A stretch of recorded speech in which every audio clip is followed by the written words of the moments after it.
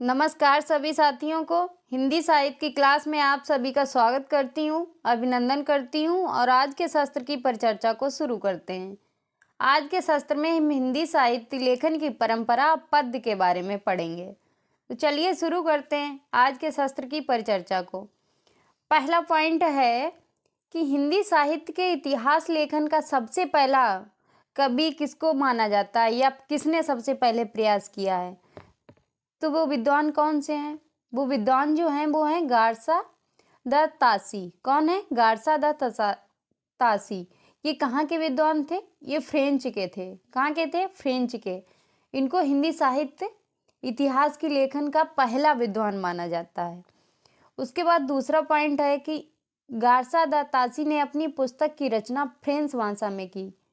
किस भाषा में की? फ्रेंच भाषा में की। उसके बाद है कि तासी ने जो अपनी पुस्तक का नाम इत्वार द ला लिटरेचर एंदुई हिंदुस्तानी रखा। क्या रखा? इत्वार द लिटरेचर एंदुई हिंदुस्तानी रखा। इसका विभाजन जो है 2 भागों में हुआ। 2 भागों में इस पुस्तक का विभाजन हुआ। जिसका प्रकाशन वर्ष क्या है? इसका प्रकाशन वर्ष माना जाता है 1839 ईस्वी से तथा 1847 ईस्वी में हुआ।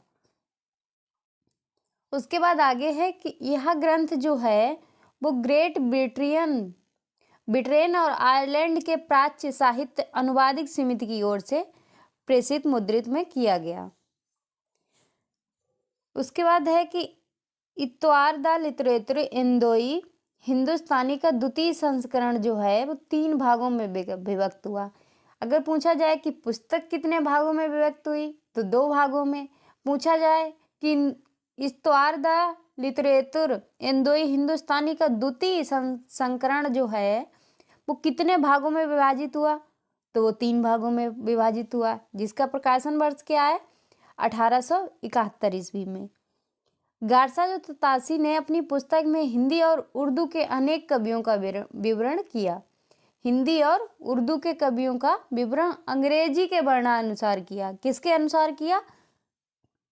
अंग्रेजी के वर्ण क्रमानुसार किया। अगर पूछा जाए कि हिंदी और उर्दू के अनेक कवि हैं, उनका वर्ण जो है वर्ण क्रम है वो किस भाषा में किया गया तो वो अंग्रेजी भाषा में किया गया। आगे देखते हैं। आगे है कि तासी ने अपनी पुस्तक में हिंदी देख चुके हैं। उसके बाद है गारसा द तासी के ग्रंथ में कुल कितने कवि थे? 738 कवि थे। कितने कवि से? 738 कवि थे। जिसमें हिंदी के कितने कवि थे? हिंदी के जो थे वो 72 कवि थे तथा शेष उर्दू के हैं। कुल कितने कवि अगर पूछे जाएं तो क्या होगा? 738। हिंदी के अगर पूछे जाएं तो 72। बाकी जो हैं वो उर्दू के हैं।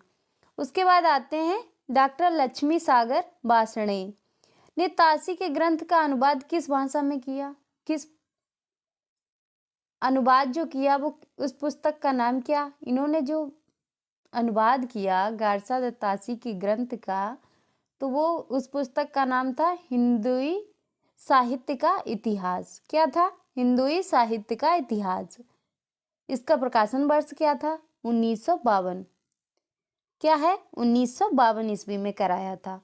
तासी की पुस्तक जो थी इत्वार द लिटरेचर एंदोई हिंदुस्तानी में एंदोई के लिए क्या? एंदोई जो शब्द है वो शब्द कैसे लिया गया और कहाँ से लिया गया? तो वो शब्द जो है हिंदवी और हिंदी से लिया गया। कहाँ से? हिंदवी और हिंदी से लिया गया। और हिंदुस्तानी जो है वो कहाँ से लिया गया? हिंदुस्तानी जो है वो हिंदुस्तान से लिया गया। हिंदुस्तानी से ये उर्दू वर्ण है। तो इसका अर्थ क्या हुआ कि एंदोई जो है वो हिंदवी से लिया गया है या हिंदी से, और हिंदुस्तानी जो है वो कहाँ से लिया गया? हिंदुस्तानी से। ये उर्दू वर्ड है। आगे देखते हैं। आगे है कि हिंदी साहित्य जो था इसकी लेखन की परंपरा में हिंदी भाषा में प्रथम ग्रंथ किसने लिखा? क्या है कि हिंदी साहित्य इतिहास लेखन की परंपरा में हिंदी भाषा में लिखा प्रथम ग्रंथ किसने लिखा? प्रथम ग्रंथ जो था वो किसने लिखा? श्री महेश दत्त शुक्ल द्वारा रचित था। वो ग्रंथ कौन सा था? भाषा काव्य संग्रह। कौन सा था? भाषा काव्य संग्रह। भाषा काव्य संग्रह का प्रकाशन वर्ष क्या है? 1873 ईस्वी। क्या है? 1873 ईस्वी। इसमें नवल किशोर प्रेस लखनऊ से हुआ था। कहाँ से प्रकाशित हुआ? लखनऊ से। किसने करवाया? नवल किशोर ने। उसके बाद है कि शिव सिंह सेंगर ने शिव सरोज नामक, उसके बाद जो कवि आते हैं वो विद्वान आते हैं, वो आते हैं शिव सिंह सेंगर। शिव सिंह सेंगर ने कौन सी पुस्तक लिखी या कौन सा ग्रंथ लिखा? तो इन्होंने जो ग्रंथ लिखा वो लिखा शिव सिंह सरोज। क्या लिखा? शिव सिंह सरोज। हिंदी भाषा में दूसरा महत्वपूर्ण इतिहास ग्रंथ रचा इन्होंने। आगे देखते हैं, अगर दूसरा ग्रंथ माना जाए, अगर एग्जाम में पूछा जाए कि दूसरा ग्रंथ कौन सा है जो हिंदी भाषा में लिखा गया, तो शिव सिंह सेंगर पहला आएगा। तो वो आएगा इस्तवार द लिटरेतुरेंदोई हिंदुस्तानी। आगे देखते हैं, आगे है कि शिव सरोज का जो प्रकाशन वर्ष था वो क्या था? शिव सरोज की पुस्तक का जो प्रकाशन था, शिव सिंह सेंगर की पुस्तक जो थी, ग्रंथ था शिव सिंह सरोज, इसका प्रकाशन वर्ष क्या था? तो वो अगर पूछा जाए तो ये हो जाएगा 1883 ईस्वी। क्या हो जाएगा? 1883 ईस्वी। उसके बाद शिव सिंह सरोज में एक सहस्त्र कितने कवि थे? 838 कवि थे। कितने कवि थे? 838 कवि थे। भाषा कवियों का था, क्या था? जीवन चरित्र तथा उनकी कविताओं के उदाहरण दिए गए थे। सन 1888 ईस्वी में एशियाटिक सोसाइटी ऑफ बंगाल की पत्रिका में विषयांक रूप से ग्रियर्सन द्वारा रचित। उसके बाद कौन से कवि आएंगे? ग्रियर्सन का जो ग्रंथ था वो कौन सा ग्रंथ था? The modern vernacular literature of Hindustan का प्रकाशन। क्या था? The modern vernacular literature of Hindustan का प्रकाशन, हिंदुस्तान। इसका प्रकाशन आगे देखते हैं। इसका प्रकाशन जो हुआ वो 1888 ईस्वी में हुआ। आगे देखते हैं, जॉर्ज ग्रियर्सन द्वारा रचित the modern vernacular literature of Hindustan को सच्चे अर्थों में हिंदी साहित्य का पहला इतिहास ग्रंथ माना जाता है। अगर पूछा जाए कि सच्चे अर्थों में हिंदी साहित्य का पहला इतिहास है, सच्चे लगाया जाए तो क्या हो जाएगा? The modern vernacular literature of Hindustan. तो ये किसका ग्रंथ है? जॉर्ज ग्रियर्सन का ग्रंथ है। जॉर्ज ग्रियर्सन ने अपने ग्रंथों में कितने कवियों को शामिल किया? उन्होंने अपने ग्रंथ में कवियों को 952 लोगों को शामिल किया। उसके बाद डॉक्टर किशोरीलाल गुप्त ने the modern vernacular literature of Hindustan का हिंदी साहित्य का प्रथम इतिहास में अनुवाद किया। किस ग्रंथ में अनुवाद किया? हिंदी साहित्य का प्रथम इतिहास, जिसका प्रकाशन कब हुआ? 1957 ईस्वी में। कब हुआ? 1957 ईस्वी में हुआ। हिंदी साहित्य का प्रथम इतिहास किसका अनुवाद है? The modern vernacular literature of Hindustan. Hindi साहित्य का प्रथम इतिहास, ये अनुवाद किसने किया? तो डॉक्टर किशोरीलाल गुप्त ने किया।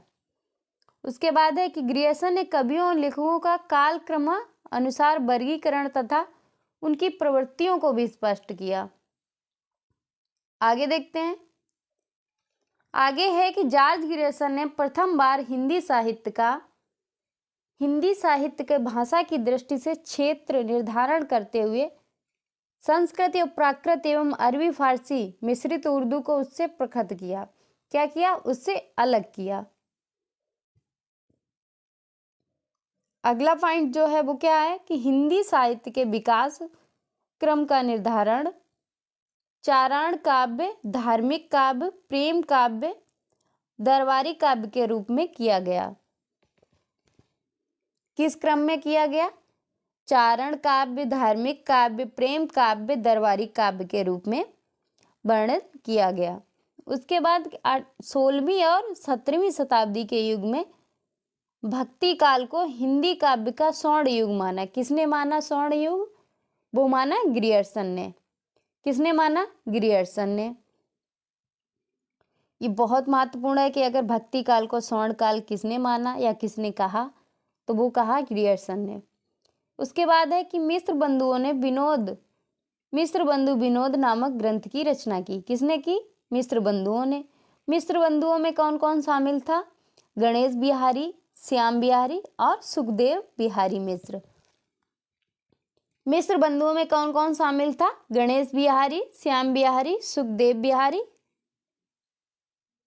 आगे देखते हैं कि मिस्र बंधु विनोद में कवियों का संक्षेप जो था वो महत्व निर्धारित करने के लिए उनकी 4 श्रेणियां बनाई गई। कौन सी? कितनी श्रेणियां बनाई गई? 4 श्रेणियां बनाई गई।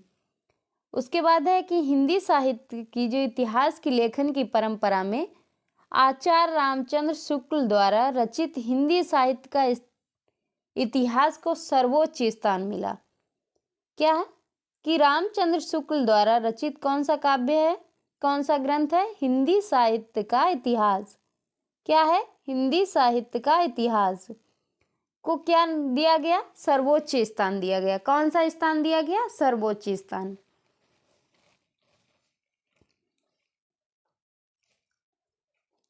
उसके बाद है कि आचार्य शुक्ल का इतिहास जो है मूलतः नागरी प्रचारणी सभा द्वारा प्रकाशित हिंदी शब्द सागर की भूमिका के रूप में है। किसकी भूमिका के रूप में है? हिंदी शब्द सागर की भूमिका के रूप में हिंदी साहित्य का विकास के नाम से सन 1929 ईस्वी में प्रकाशित किया गया। कब किया गया? 1929 ईस्वी में प्रकाशित किया गया। उसके बाद हिंदी साहित्य का इतिहास में 1000 कवियों और लेखकों को शामिल किया गया। कितने कवियों को शामिल किया गया? 1000 कवियों और लेखकों को शामिल किया गया। तो ये था आज का सत्र। आज के सत्र की यहीं पे समाप्ति करते हैं। मिलते हैं नेक्स्ट सत्र में। तब तक के लिए